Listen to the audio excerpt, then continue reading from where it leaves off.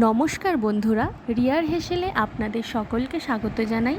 আজকের রেসিপি চিংড়ি বাটা।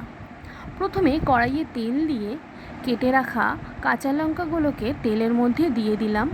এরপর পাশে পেঁয়াজ কেটে নিয়েছিলাম, সেটাকেও তেলের মধ্যে দিয়ে ভালো করে পেঁয়াজ আর লঙ্কাগুলোকে নাড়িয়ে চাড়িয়ে ভাজা ভাজা করে নিতে হবে।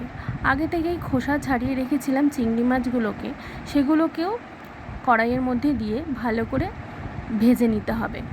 এবার স্বাদ অনুযায়ী লবণ ও সামান্য পরিমাণ হলুদ দিয়ে আবারও সুন্দরভাবে নাড়িয়ে চাড়িয়ে নিতে হবে। দেখুন, ভাজা হয়ে গেলে সুন্দরভাবে কালারটা চেঞ্জ হয়ে যাবে।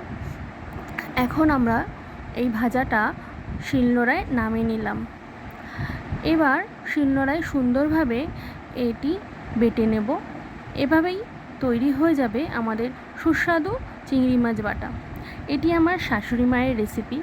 আপনারাও অবশ্যই ট্রাই করে জানাবেন রেসিপিটি কেমন হলো। নমস্কার, আপনাদের কমেন্টের অপেক্ষায় আমি রইলাম।